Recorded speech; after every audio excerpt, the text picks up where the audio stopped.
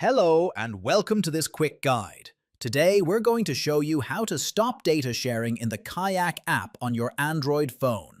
If you're concerned about your personal information being shared with group companies or travel partners, this step-by-step tutorial will help you protect your privacy easily. First, open the Kayak app on your Android phone.